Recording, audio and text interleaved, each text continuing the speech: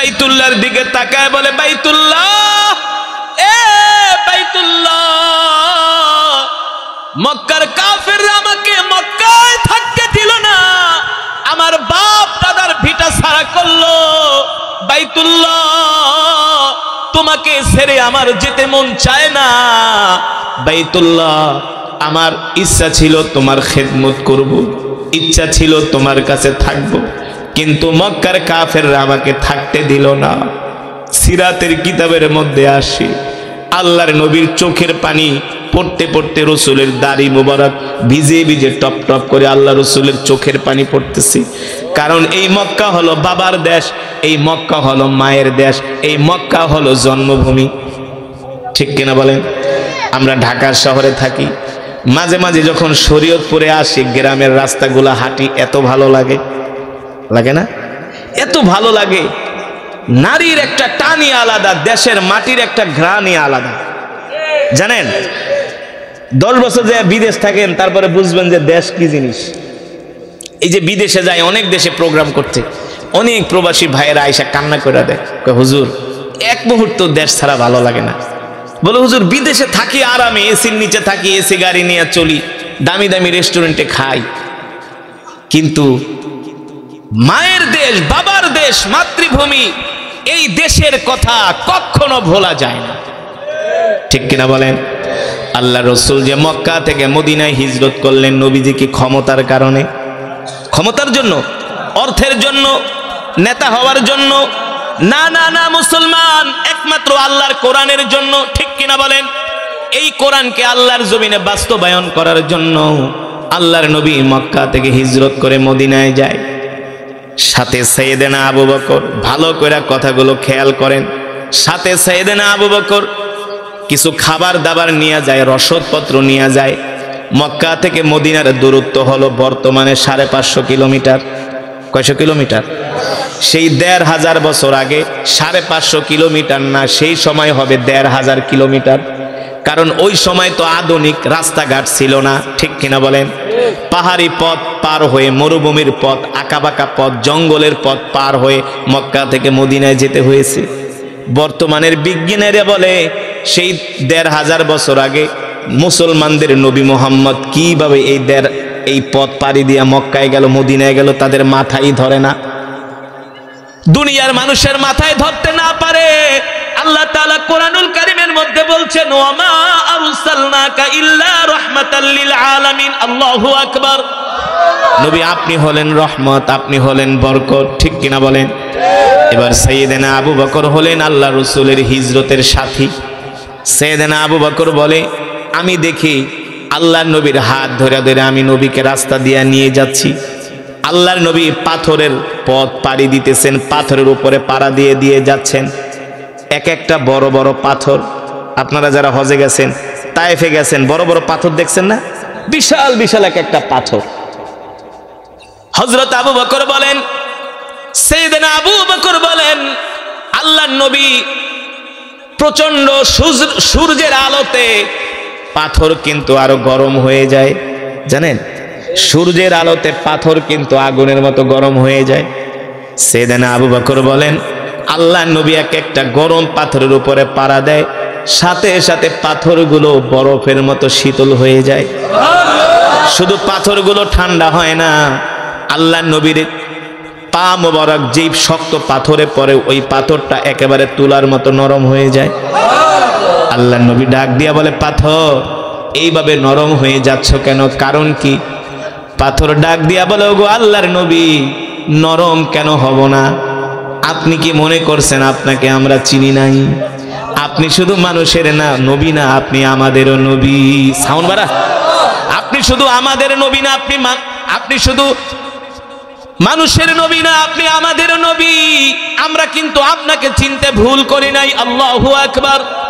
সাইয়েদনা আবু বকর বলে, আল্লাহর নবী পাথরের উপরে পাড়া দিলে পাথরগুলো তুলার মতো নরম হয়ে যায়। শুধু পাথরই তুলার মতো নরম হয় না, রাস্তার গাছগুলো দেখে আল্লাহর নবীকে সালাম দেয়, আসসালামু আলাইকা ইয়া রাসূলুল্লাহ। আল্লাহর নবী ডাক দিয়া বলে, গাছ সালাম দিলা কারণ কি? গাছগুলো বলে, কেন সালাম দিব না? আপনি মানুষের নবী না, আপনি আমাদেরও নবী। আল্লাহু আকবার। সাইয়েদনা আবু বকর বলেন, আল্লাহর নবীকে গাছ সালাম দেয়, পাথরগুলো সালাম দেয়, আকাশের মেঘমালা আল্লাহর নবীর মাথার উপরে ছায়া দেয়। আকাশের মেঘমালা আল্লাহর নবীকে ছায়া দেয়, আল্লাহর নবীর শরীরে রোদের তাপ লাগতে দেয় না। সাইয়েদনা আবু বকর বলেন, প্রত্যেকটা গাছ আল্লাহ রসুলকে সালাম দিতেছে, আর ওই পাথরগুলো ডাক দিয়া বলে, নবীজি আপনি আমার উপর একটু পাড়া দেন, আপনার পা মোবারক আমার গায়ে লাগুক, আমি ধন্য হয়ে যাই। সেই নবীর উম্মত আমরা, সুবহানাল্লাহ বলেন। আল্লাহ তাআলা সেই নবীর কথা কোরআনের মধ্যে বলছেন, মা কানা মুহাম্মাদুন আবা আহাদিম মির রিজালিকুম ওয়ালাকির রাসূলুল্লাহি ওয়া খাতামান নাবিয়্যিন। আমাদের নবী শেষ নবী, এই নবীর পরে আর কোন নবী পৃথিবীতে আসবে না, ঠিক কিনা বলে। এবার রাস্তা চলতে চলতে অনেক দিন সফর হয়ে যায়।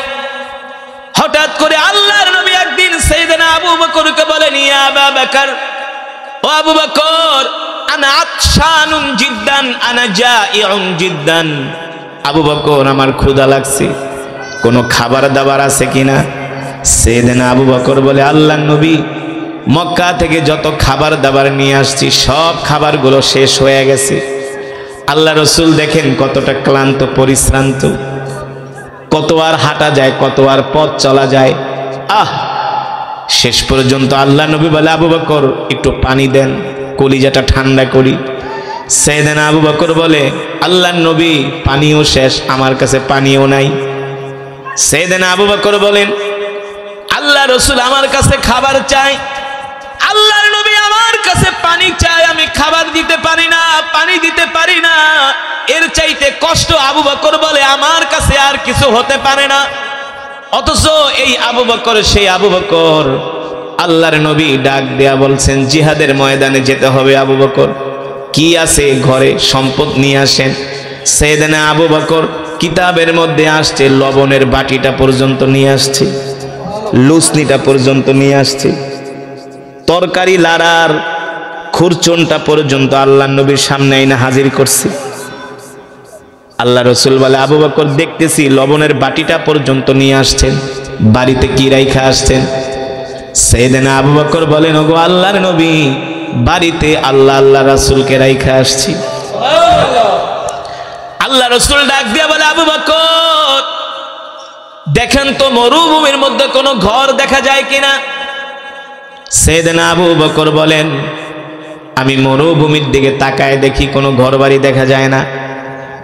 অথচ আল্লাহ নবী বলে, আবু বকর যদি কোনো ঘর বাড়ি পাওয়া যায়, আমরা ওই বাড়িতে যাইয়া আশ্রয় নিব, তাদের বাড়িতে কিছুক্ষণ বিশ্রাম করব, মেহমানদারি গ্রহণ করব, ওদের কাছ থেকে আমরা পানি ঠানি চাইব, যদি দেয় তাহলে আমরা পান করব, খাবো, একটু রেস্ট করে আরাম করে আবার আমরা আমাদের যাত্রা শুরু করব। সাইয়েদনা আবু বকর বলে, আমি তাকায় দেখি মরুভূমির মধ্যে কোনো ঘর বাড়ি দেখা যায় না। আমি হতাশ হয়ে গেলাম, পেরেশান হয়ে গেলাম। সাইয়েদনা আবু বকর বলেন, আমি 10 কদম দিতে না দিতে দেখি আমার চোখের সামনে মরুভূমির মধ্যে একটা ঘর চোখের সামনে ভেসে উঠেছে। সাইয়েদনা আবু বকর বলেন, আল্লাহ রসুলের বরকতি জবান মোবারক দিয়া শুধু ঘরের নাম উচ্চারণ হয়েছে, আমি মরুভূমির মধ্যে ঘর দেখতে পাচ্ছি। আল্লাহু আকবার। সাইয়েদনা আবু বকর বলে, আল্লাহ রসুলের জবান মোবারক দিয়া যেই কথা বের হয়, ওই দোয়া কখনো কবুল হইতে দেরি হয় না, ঠিক কিনা বলে? সাইয়েদনা আবু বকর বলে, আমি তাকায়া দেখি মরুভূমির মধ্যে একটা ঘর দেখা যায়। আমি এতটা খুশি হয়ে গেলাম, এতটা খুশি হয়ে গেলাম, আল্লাহ রসুলকে ডাক দিয়া বললাম, উনজুর ইলাল আমাম, ওগো নবী আপনি সামনে তাকায় দেখেন, ওই যে একটা ঘর দেখা যায়। এত লাড়ালাড়ি করো কে? সাউন্ড আরো বাড়াও, একভাবে অ্যাডজাস্ট করে রাখো। সাইয়েদনা আবু বকর বলেন, আমি মরুভূমির মধ্যে হাঁটতে হাঁটতে ঘর পাওয়ার পর আমি এতটা আনন্দ পেলাম, খুশি হয়ে গেলাম। আল্লাহ নবীকে বললাম, নবীজি চলেন ওই বাড়িতে আমরা যাব। আল্লাহ রসুল বলে, আবু বকর চলেন ওই বাড়িতে যে আমরা মেহমানদারি গ্রহণ করব। এবার সাইয়েদনা আবু বকর বলে, আমি আল্লাহ রসুলের হাত ধরে ধরে ওই বাড়ির সামনের দিকে যাচ্ছি। যখন বাড়ির সামনে পৌঁছালাম, দেখি ছোট্ট একটা ঘর, ভিতর থেকে ঘরের দরজা লাগানো, ভিতর থেকে ঘরের দরজা লাগানো। আল্লাহ রসুল বললেন, আবু বকর যান যান ঘরের দরজায় নক করেন। আমি যে ঘরের দরজা নক করলাম, ইফতাহিল বাব, দরজা খোলো, কে আছো? সাইয়েদনা আবু বকর বলেন, একবার দুইবার তিনবার বলার পরে কোনো আওয়াজ আসে না। চতুর্থবার বলে, মিন আইনা জিনা, তোমরা কোত্থেকে আসছো? মিন আইনা জিতা, কোত্থেকে আসছো? সাইয়েদনা আবু বকর বলে, জিনা মিনাল মক্কা ইলাল মদিনা, আমরা দুইজন মানুষ মক্কা থেকে আসছি, আমরা মদিনায় যাব। সুবহানাল্লাহ বলে। তো মক্কা থেকে আসছো, মদিনায় যাবা, ভালো কথা, আমার বাড়িতে কেন আসছো? বলে, শোনো, আমরা দুইজন মুসাফির তোমার বাড়িতে আসছি, আমরা কিছুক্ষণ সময় তোমার বাড়িতে আশ্রয় নিব, মেহমানদারি গ্রহণ করব। এই কথা শোনার পরে ওই ঘর থেকে আওয়াজ আসে, পথিক, হয়তোবা তোমরা আমাকে চেনো না, আমাদের পরিচয় জানো না, আমরা গরিব মানুষ, আমার স্বামীর নাম হলো আবু মাবাদ, আমার নাম হলো উম্মে মাবাদ, আমার স্বামী বকরি চড়ায়, আমরা এতটাই গরিব, তোমরা আমার বাড়িতে আসছো, ভালো কথা, কি কারণে আসছো? সাইয়েদনা আবু বকর বলে, আমরা দুইজন ক্ষুধার্ত, পারলে কিছু খাবার দাবার থাকলে দাও, মেহমানদারি করো। বলে, নাহনু ফাকিরুন জিদ্দান, আমরা গরিব মানুষ, আমাদের ঘরে কোনো খাবার দাবার নাই, একটু পানি থাকলে পানি দাও। বলে, পানিও নাই, আমার স্বামী বকরি চড়াতে গেছে, আসার সময় পানি নিয়ে আসবে, সেই পানিগুলো আমরা পান করব। সাইয়েদনা আবু বকর বলে, একটা কথা হলো, তোমার ঘরে খাবারও নাই, পানিও নাই? বলে, হ্যাঁ, আমরা একেবারে নিঃস্ব গরিব, আমাদের ঘর দরজা দেখেই তো বুঝতে পারতেছো। এবার আল্লাহ রসুল তাকায় দেখেন, তার ঘরের সামনে একটা বকরি বাঁধা। কি বাঁধা? ঘরের সামনে একটা বকরি বাঁধা। আল্লাহ নবী বলে, আবু বকর, দেখতেছি উম্মে মাবাদের ঘরের সামনে একটা বকরি বাঁধা আছে, যদি উম্মে মাবাদ অনুমতি দেয়, তার থেকে অনুমতি আনেন, এই বকরি থেকে আমরা একটু দুধ দোয়ায়া দুইজনে পান করি। বকরি থেকে দুধ দোয়ায়া দুইজনে কি করি? পান করি। সাইয়েদনা আবু বকর বলে, উম্মে মাবাদ, বুঝলাম তোমরা গরিব মানুষ, তোমাদের ঘরে খাবার নাই, দাবার নাই, তোমাদের ঘরের সামনে একটা বকরি বাঁধা আছে, যদি অনুমতি দাও, আমরা বকরি দোয়া একটু দুধ পান করি, আমাদেরকে দুধ পান করতে দাও। উম্মে মাবাদ বলে, পথিক, আমাদের ঘরের সামনে যেই বকরিটা বাঁধা আছে, এটা হলো একটা অসুস্থ বকরি, এটা হলো একটা অসুস্থ বকরি, এই বকরি হাঁটতে পারে না, চলতে পারে না, দুধ দিবে তো দূরের কথা। আল্লাহর নবী বলে, আবু বকর, আপনি শুধু উম্মে মাবাদ থেকে অনুমতি আনেন, এই বকরি থেকে দুধ দোয়ানোর দায়িত্ব আমার। জোরে বলেন সুবহানাল্লাহ। এই বকরি থেকে দুধ দোয়ানোর দায়িত্ব আমার। এবার উম্মে মাবাদ বলে, বোন, রাগ করো না, তুমি শুধু অনুমতি দাও, মহিলা মানুষ, দুধ ঠুধ দেয় না, অসুস্থ বকরি। সাইয়েদনা আবু বকর বলে, তুমি শুধু আমাদেরকে অনুমতি দাও, দুধ দোয়ানোর দায়িত্ব আমাদের। মহিলা মানুষ একবার দুইবার তিনবার বলার পরে, ঠিক আছে, যাও, পারলে তোমরা দুধ দোয়ায় খাও। এবার আল্লাহ নবী বলে, আবু বকর, দুধ যে নিব, রাখবো কোথায়? পাত্র তো লাগবে, আমাদের কাছে তো পাত্র নাই। উম্মে মাবাদ থেকে একটা পাত্র নিয়ে আসেন। সাইয়েদনা আবু বকর বলল, বোন, একটা পাত্র দাও, এই পাত্রের ভিতরে দুধ রাখা যাবে। উম্মে মাবাদ ঘর থেকে একটা ছোট পাত্র দিলেন। আল্লাহ নবী বললেন, এই ছোট পাত্রে হবে না, বড় পাত্র লাগবে। মহিলা মানুষ, কারে বলতেছি, অসুস্থ বকরি, দুধ দেয় না, আবার বড় পাত্র, বুঝেন নাই?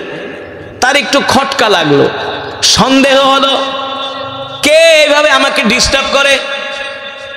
এতবার বলতেছি বকরি দুধ দেয় না, অসুস্থ, আবার বলে বড় পাত্র।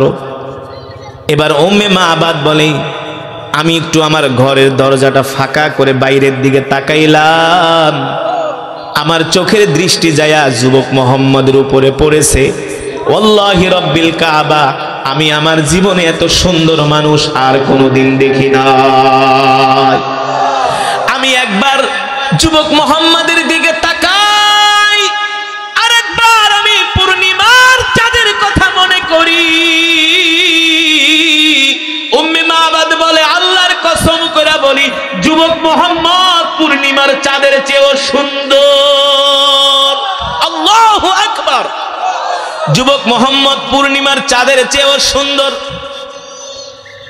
এবার উম্মে মাবাদ বলে, যুবক, শুধু বকরি থেকে দুধ বের করে তোমরা পান করবো না, পারলে বকরি জবাই করে খায়া ফেলাও, কোনো আফসোস নাই। সুবহানাল্লাহ বলে। উম্মে মাবাদ বলে, আমি তাকায়া তাকায়া যুবক মোহাম্মদকে দেখতেছি, এত সুন্দর তার চেহারা, তার চুলগুলো এত সুন্দর, নাকটা এত সুন্দর, চোখ দুইটা এত সুন্দর। উম্মে মাবাদ বলে, যুবক মোহাম্মদ আবু বকরের সাথে কথা বলে, আমি তার কণ্ঠের আওয়াজ শুনতেছি, এত সুন্দর কণ্ঠ পৃথিবীর কোনো মানুষের হতে পারে না। আমি যুবক মোহাম্মদের দিকে তাকায়া তাকায়া থাকি আর ভাবি, যত দেখি ততই তাকে আপন মনে হয়। আল্লাহু আকবার। আর যুবক মোহাম্মদ আমার বাড়িতে ঢোকার সাথে সাথে আমার বাড়িটা জান্নাতের ঘ্রাণে ভরে গেছে। মনে হয় আমার বাড়ি থেকে জান্নাতের খুশবুর ঘ্রাণ বের হচ্ছে। এবার উম্মে মাবাদ বলে, যাও তোমরা পারলে দুধ খাও, বকরি থেকে দোয়ায় আমার কোনো আফসোস নাই। কিন্তু বকরি তো অসুস্থ বকরি, বুঝেন নাই? আল্লাহ নবী বকরির সামনে হাইটা হাইটা যেতে যেতে বকরির সাথে সাথে আল্লাহ রসুলের বরকতে সুস্থ হয়ে গেছে। আর জোরে বলেন সুবহানাল্লাহ। আল্লাহ নবী ডাক দিয়া বললেন, বকরি কি ব্যাপার? এবার বকরি দাঁড়ায়া আল্লাহ রসুলকে সালাম দেয়, আসসালামু আলাইকা ইয়া রাসূলুল্লাহ। আল্লাহ নবী বলে, বকরি সালাম দিলা? বলে, কেন সালাম দিব না? আপনি কি মনে করছেন আপনাকে আমি চিনি নাই? আপনি শুধু মানুষের নবী না, আপনি আমার নবী। আল্লাহ নবী ডাক দিয়া বলে, আমি যে তোমার নবী তুমি কিভাবে বুঝলা? আপনাকে দেখে আমি চিনে ফেলেছি, আর আপনাকে দেখার সাথে সাথে আমি অসুস্থ ছিলাম, সুস্থ হয়ে গেছি। সুবহানাল্লাহ বলবেন না? বকরি বলে, আমি ছিলাম অসুস্থ, হাঁটতে পারতাম না, চলতে পারতাম না, আপনার বরকতি দৃষ্টি আমার উপর পড়ার সাথে সাথে আমি সুস্থ হয়ে গেছি। ও মুসলমান, এই নবী তো সেই নবী, রহমাতুল লিল আলামিন। সাহাবায়ে কেরাম বদরের প্রান্তরে গেছে যুদ্ধ করার জন্য। যুদ্ধ করতে হলে তো পানি প্রয়োজন, বুঝেন নাই? প্রথম যেই কূপটা সেটা কাফেররা দখল করে নিয়ে গেছে, মিষ্টি পানির কূপ। কিন্তু মুসলমানরা যেখানে তাবু গেড়েছে সেখানে একটা পানির কূপ আছে, ওই কূপের পানি হলো লবণাক্ত, তিতা, লবণাক্ত। সাহাবায়ে কেরাম এসে বললেন, নবীজি আমার একটা পানির কূপ পেয়েছি, কিন্তু পানি হলো তিতা, এই পানি মুখে দেওয়া যায় না। আল্লাহ নবী বললেন, আমাকে তোমরা নিয়ে চলো। আল্লাহ রসুলকে নিয়ে যাওয়া হলো। নবীজি মুখ থেকে একটু থুতু বের করে, লালা বের করে কূপের মধ্যে ফেললেন, সাথে সাথে লবণাক্ত পানি মিষ্টি হয়ে গিয়েছে। সেই কূপটা আজও পর্যন্ত বদরের প্রান্তরে আছে, আজও পর্যন্ত আছে। সেই কূপ কিয়ামত পর্যন্ত থাকবে। সুবহানাল্লাহ বলেন। আমাদের নবী হলো রহমতের নবী, বরকতের নবী। শুধু এখানেই শেষ না রে মুসলমান। আল্লাহ নবীর বয়স যখন 12 বছর, কত বছর? চাচা আবু তালিবের সাথে ব্যবসা করার জন্য আল্লাহ নবী মক্কা থেকে সিরিয়ার উদ্দেশ্যে রওনা দিয়েছেন।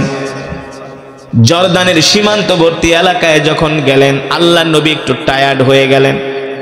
চাচা আবু তালিবকে ডাক দিয়া বললেন, আম্মি আনা মারিদুন জিদ্দান, আমি তো অসুস্থ হয়ে গেছি, আমার খারাপ লাগতেছে, আমাকে কোনো একটা জায়গায় নিয়ে বিশ্রাম করান, আরাম করান। চাচা আবু তালিব বললেন, ভাতিজা এই মরুভূমির মধ্যে আমি তোমাকে কোন জায়গায় বসাবো? মরুভূমির মধ্যে তো কোনো গাছপালা নাই। চাচা আবু তালিব তাকায় দেখেন মরুভূমির মধ্যে একটা মৃত গাছ, এই গাছের ডালগুলো উলি পোকায় খেয়ে ফেলেছে। আল্লাহ নবী বললেন, চাচা আপনি আমাকে ওই গাছের নিচে নিয়েই বসান। চাচা আবু তালিব যখন আল্লাহ রসুলকে ওই মৃত গাছের নিচে নিয়ে বসালেন, সাথে সাথে মৃত গাছ আল্লাহ রসুলের বরকতে জীবিত হয়ে গেছে। সেই গাছ আজও পর্যন্ত আছে, নাই? এগুলো হলো আল্লাহ রসুলের মুজিজা, এগুলো হলো আল্লাহ রসুলের বরকত। ওই গাছকে বলা হয় সাহাবী গাছ। ওই গাছ কিয়ামত পর্যন্ত আল্লাহ দুনিয়ার জমিনে টিকায় রাখবে। আল্লাহু আকবার। মুসলমান, শুধু এখানে শেষ না। ওই যে বকরির কথা মনে আছে নাকি? হ্যাঁ, আল্লাহ নবীকে দেখা বকরি সুস্থ হয়ে গেছে, এবার আল্লাহর নবী বকরিকে বলেন, বকরি আমরা মক্কা থেকে আসছি, মদিনায় যাব, তোমার থেকে একটু দুধ পান করব, অনুমতি দিবে কিনা? বকরি বলে, আপনি তো আমার নবী, রহমতের নবী, অনুমতি দিব না মানে? বকরি তার দুইটা পা দুই দিকে দিয়ে দিলেন। বকরি তার দুইটা পা দুই দিকে দিয়ে দিলেন। আল্লাহ নবী বিসমিল্লাহ বলে বকরির স্তনে হাত দিলেন, সাথে সাথে দুইটা স্তন দুধে ভরপুর হয়ে গেছে।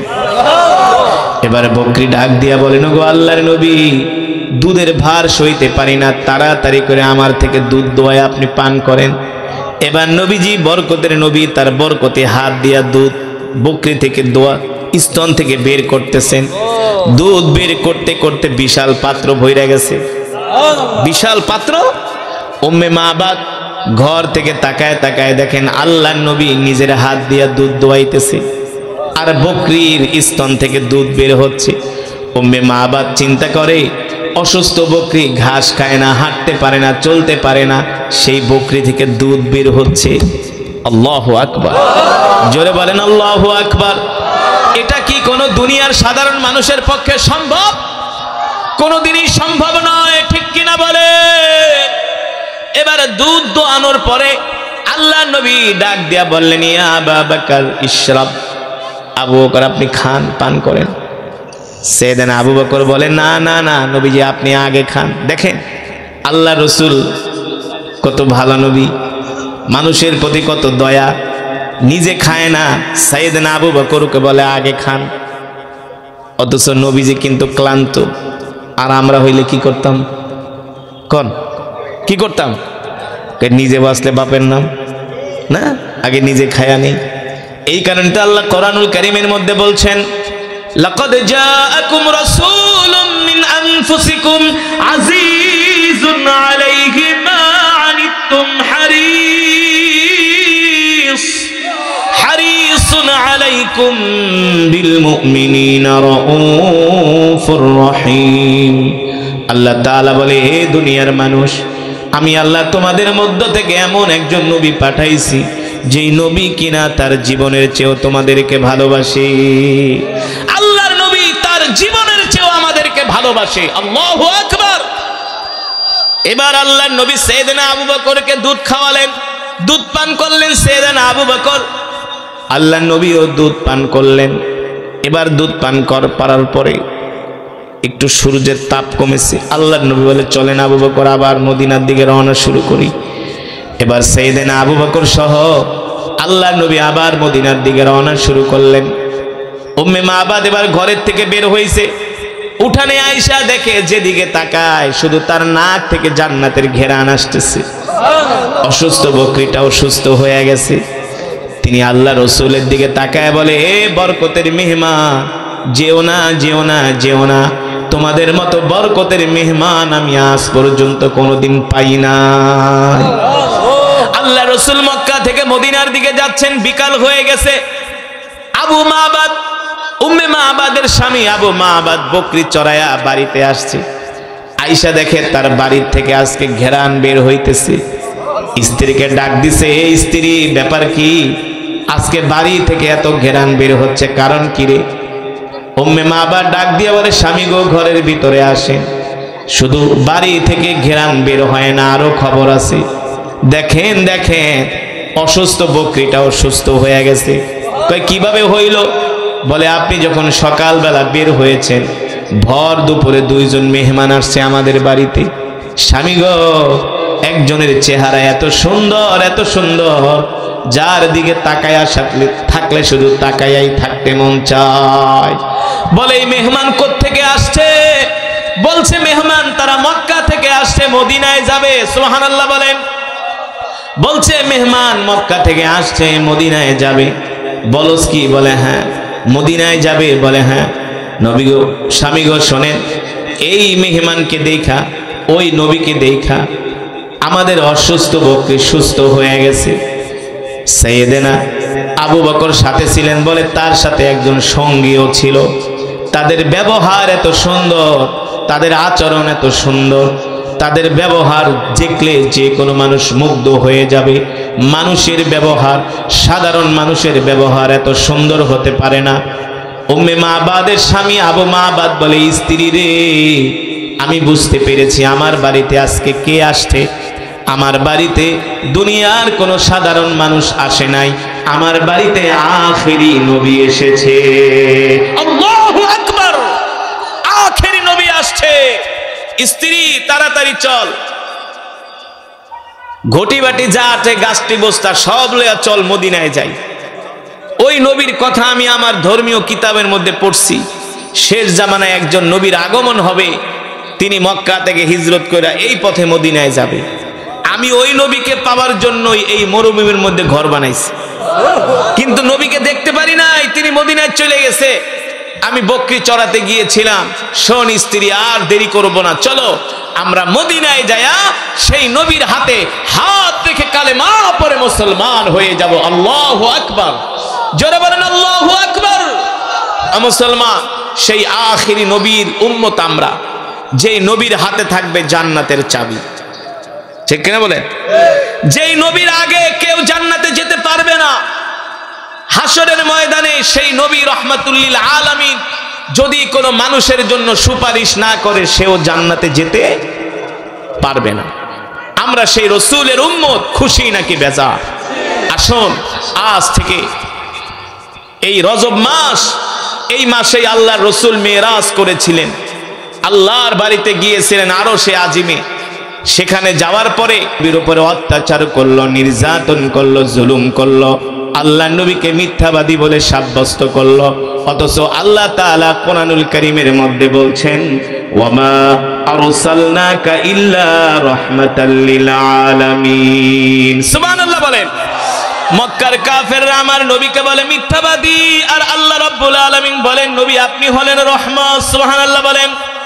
ও মুসলমান, আজকে তো আমরা কোরআনের মাহফিলে আসছি, আমাদেরকে কেউ বাধা দেয় নাই, দিছে? কিন্তু এমন একটা সময় ছিল, সেই 1450 বছর আগে, এই কোরআনের কথা বলার কারণে আল্লাহর নবীর উপরে মক্কার কাফেররা অকাথ্য নির্যাতন করেছে, ঠিক না?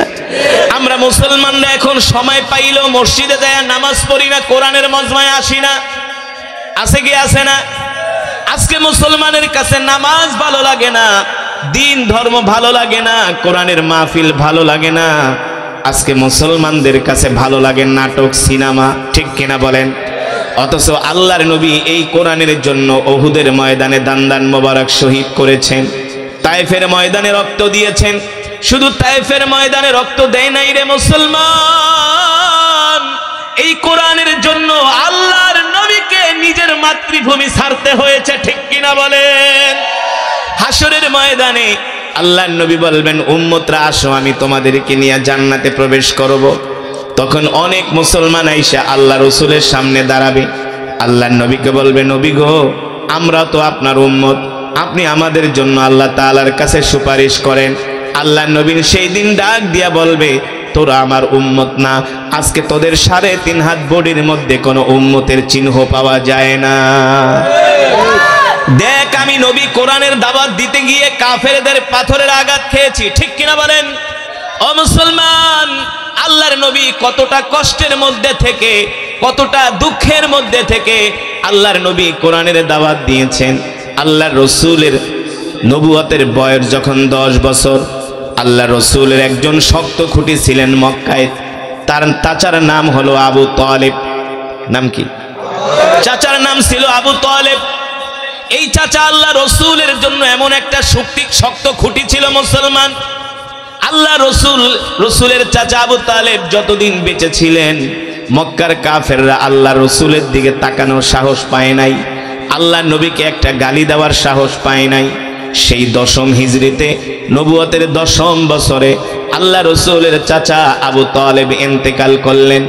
আবু তালেব ইন্তেকাল করার পরে মক্কার কাফেররা আল্লাহর নবীর উপরে এতটাই নির্যাতন বাড়িয়ে দিলেন, এতটাই অত্যাচার বাড়িয়ে দিলেন, আল্লাহ রসুলের উপরে নির্যাতনের অত্যাচারের স্টিম রুলার তালে এমন ভাবে চালালেন, আল্লাহ রসুল রাস্তায় বের হলে মক্কার কাফেরেরা আল্লাহ নবীর চলার পথে রাস্তার মধ্যে তারা কাটা বিছায়া দেয়। নাউজুবিল্লাহ বলেন। আল্লাহর নবী নামাজে দাঁড়ায়, নবী যখন সেজদায় যায় তার পিঠের মধ্যে উটের নাড়ি ভরিয়ে এনে আল্লাহ রসুলের পিঠের উপরে চাপায় দেয়। কত নির্যাতন করেছে আল্লাহ রসুলের উপরে। ঠিক চাচা আবু তালিবের ইন্তেকালের মৃত্যুর ঠিক চাচা আবু তালেবের মৃত্যুর 5 মাসের মাথায় রসুলের প্রিয়তমা স্ত্রী আম্মাজান খাদিজার ইন্তেকাল হয়ে যায়। এখন মক্কার জমিনে চাচা আবু তালিব নাই, আল্লাহ রসুলের স্ত্রী আমাদের আম্মাজান খাদিজাও নাই।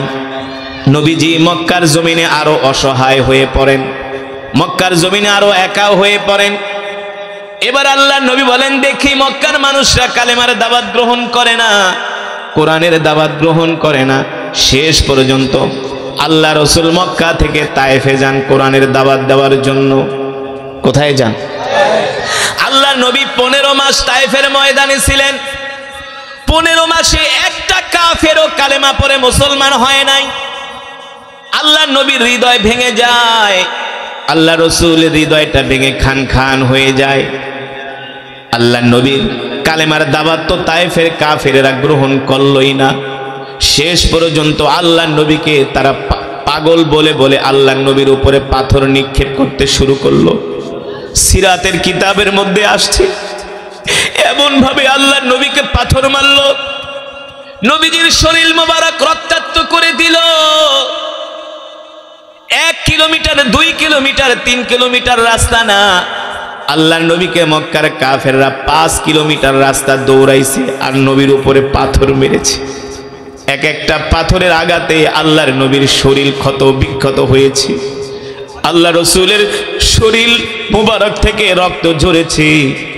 একটা কাফের এসে আল্লাহ নবীর পায়ের উপরে একটা পাথর মারল। এই পাথরের আঘাতে আল্লাহ রসুল আর দাঁড়ায় থাকতে পারলেন না। তায়েফের ময়দানে আল্লাহ নবী পড়ে গেলেন। যায়েদ ইবনে হারেসা এসে আল্লাহ রসুলের হাত ধরলেন। আল্লাহ নবী বলে, যায়েদ আমার হাত দুইটা ধরো, আমি আর হাঁটতে পারি না। এবার যেই নবীকে সৃষ্টি না করলে আল্লাহ তাআলা তামাম পৃথিবী কিছুই সৃষ্টি করতেন না, তামাম পৃথিবীর কোনো কিছুই সৃষ্টি করতেন না। যেই নবীকে আল্লাহ তাআলা পৃথিবীর সর্বপ্রথম সৃষ্টি করেছেন, আল্লাহু আকবার, জোরে বলেন আল্লাহু আকবার।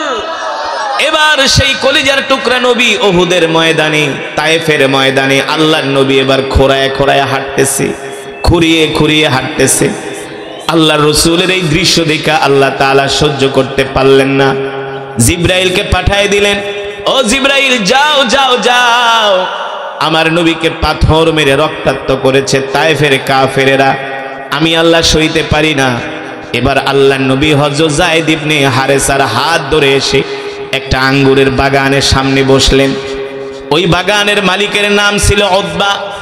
আল্লাহ রসুলের এই অবস্থা দেখে, উতবার বাড়িও মক্কা, আল্লাহর নবীর বাড়িও মক্কা, উতবার আঙ্গুরের বাগান ছিল তায়েফের ময়দানে। আল্লাহর নবীর হাত ধরে যখন তায়েফের ময়দানে উতবার আঙ্গুরের বাগানের পাশে যায় আল্লাহ রসুল বসলেন, আল্লাহ নবীকে দেখে উতবা চিনে গেছে যে মোহাম্মদ তো মক্কা থেকে তায়েফে আসছে। হায় রে, এত ভালো মানুষ মোহাম্মদের মতো, এই মানুষটাকে তায়েফের কাফেররা এইভাবে পাথর মারলো। আমরা তো কোনোদিন মোহাম্মদের গায়ে পাথর মারি নাই। এত ভালো একটা মানুষ, যেই মানুষ কোনোদিন মিথ্যা কথা বলে না, মানুষের ক্ষতি করে না। উতবার আত্মীয় ছিলেন আল্লাহর নবী। এবার আত্মীয়তার সম্পর্কের একটা দোল খেতে শুরু করলো, মায়া লাগতে শুরু করলো। উতবা তার গোলাম মালিকে ডাক দিল, মালিক এদিকে আয়, এক পেয়ালা আঙ্গুর নিয়া। ওই যে যুবক রক্তাক্ত অবস্থায় বসে আছে, এই যুবকের কাছে এক পেয়ালা আঙ্গুর নিয়ে যা। এবার উতবার গোলাম মালিক এক পেয়ালা আঙ্গুর নিয়ে আল্লাহর নবীর কাছে আসলেন। আল্লাহ রসুলের হাতে দেওয়ার পরে এখান থেকে কয়েকটা আঙ্গুর আল্লাহর নবী বিসমিল্লাহ বলে হাতে নিয়ে মুখে দিলেন। উতবার গোলাম মালিক বলল, মিন আইনা জিতা, আপনি কোত্থেকে আসছেন? বলে, জিতু মিনাল মক্কা, আমি মক্কা থেকে আসছি। কেন আপনি মক্কা থেকে আসছেন? বলে, আমি তায়েফে আসছি মানুষদেরকে কালেমার দাওয়াত দেওয়ার জন্য। উতবার গোলাম মালিক বলল, আপনি কি জন্য বললেন? কি জন্য বলে আপনি আঙ্গুর মুখে দিলেন? আল্লাহর নবী বলে, আমি আমার রবের নাম জবানে নিয়া আমি আল্লাহর বরকতের জন্য, আল্লাহ আমাকে খাবার খাওয়াচ্ছেন, এই জন্য তার প্রশংসা করতেছি, তিনি যাতে আমার খাবারের মধ্যে বরকত দেন। আপনি কোন রবের প্রশংসা করতেছেন, কার থেকে বরকত চাচ্ছেন? আল্লাহর নবী বলেন, যেই রব আমাকে দুনিয়াতে নবী করে পাঠিয়েছেন। আল্লাহু আকবার। আল্লাহর নবী জিজ্ঞেস করেন, তোমার বাড়ি কই? বলে, আমার বাড়ি হলো নিনাওয়া শহরে। আল্লাহর নবী বলেন, তোমার বাড়ি যদি নিনাওয়া শহরে হয়, ওই নিনাওয়া শহরে আমার একজন ভাই আছে। ওই গোলাম বলে, আপনার ভাইয়ের নাম কি? বলে, তার নাম হলো ইউনুস বাত্তা আলাইহিস সালাম। বলে, আপনি ইউনুসকে কিভাবে চিনেন? সে তো নবী। আল্লাহ নবী বলেন, ইউনুসও নবী, আমিও নবী। ইউনুসও নবী, আমিও নবী। আল্লাহ নবী বললেন, ইউনুস পয়গম্বর হলো আল্লাহর নবী, আর আমি হলাম আখিরি পয়গম্বর। সুবহানাল্লাহ বলেন। উতবার গোলাম মালি এই কথা শোনার পরে আল্লাহ রসুলের হাতের মধ্যে একটা চুমা দিলেন। হাতের মধ্যে চুমা দিয়া বলে, তাহলে আপনি কি হলেন সেই আখিরি নবী, যেই নবীর কথা আমরা আমাদের ধর্মীয় কিতাব তাওরাতের মধ্যে পড়েছি? আপনি কি শেষ নবী? বলে, হ্যাঁ, আমি শেষ নবী, আমার পরে আর কোনো নবী আসবে না। আমি কালেমার দাওয়াত দেওয়ার জন্য মক্কা থেকে তায়েফে আসছি। উতবার গোলাম মালি বলল, আমি আপনাকে চিনতে পেরেছি, আপনি দুনিয়ার কোনো সাধারণ মানুষ না, আপনি হলেন আল্লাহর পয়গম্বর। আমি তো আপনাকে পাওয়ার জন্যই এই বাগানে গোলামি করতেছি। আল্লাহু আকবার। উতবার গোলাম মালি বলে, আপনি আর দেরি করবেন না, আমাকে কালেমা পড়ায় মুসলমান বানায় দেন। এবার উতবার গোলাম মালি আল্লাহ রসুলের হাতে হাত রেখে কালেমা পড়ে মুসলমান হয়ে গেলেন। দূর থেকে উতবা দেখতেছে যে তার গোলাম আল্লাহ রসুলের সাথে কথা বলতেছে। উতবা ডাক দিছে, তাআলাউ ইয়া শাবাব, এই যুবক এদিকে আয়। ওই লোকের সাথে কি কথা বলস? বলে, এই লোকের সাথে কথা বললে আপনার সমস্যা কি? বলে, বেটা চিনস? এই লোককে আমি চিনি, ওই হলো আমাদের ভাতিজা, ওর নাম হলো মুহাম্মদ, মক্কা থেকে আসছে। হুয়া মাজনুন, সে হলো একটা পাগল। বলে, নাউজুবিল্লাহ। সে হলো একটা মিথ্যাবাদী। বলেন নাউজুবিল্লাহ। উতবার গোলাম মালি বলে, মুনিব শোনেন, আপনি যেই লোককে পাগল বলতেছেন, আসলে সে পাগল না, তাকে যারা পাগল বলে তারাই হলো পাগল। বলল, তুই আমাকে পাগল বললি? বলে, হ্যাঁ, তার মতো একটা ভালো মানুষকে যে পাগল বলতে পারে, সে কোনোদিন ভালো মানুষ হতে পারে না। ঠিক কিনা বলেন?